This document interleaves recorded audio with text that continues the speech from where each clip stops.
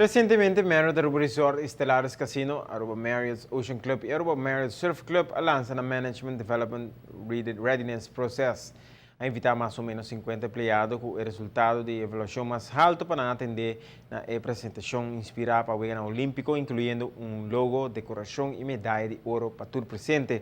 O programa novo aqui provê empregados com nota de função de manager, com guia para seguir desenvolver e para ocupar função de gerência no futuro, assim que a oportunidade apresentar. Marriott International introduziu o programa aqui de inteira região de Caribe e Latinoamérica. O Departamento de Recursos Humanos de inteiro complexo de Marriott Aruba a invitar empregados a trabalhando para um mínimo de 2 lunas sem interrupção e com nota função de gerência para aplicar para o programa aqui.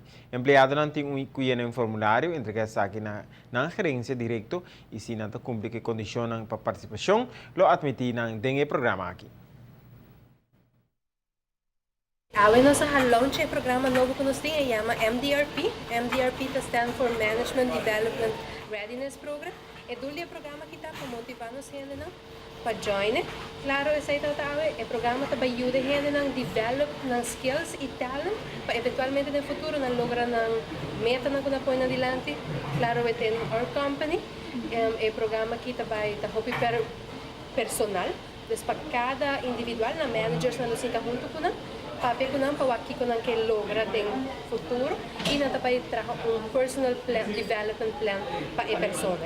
Então, base development plan que não vai learn new skills, fazer skills na que não tem mais forte para preparar na mesa para next step que toma within our company.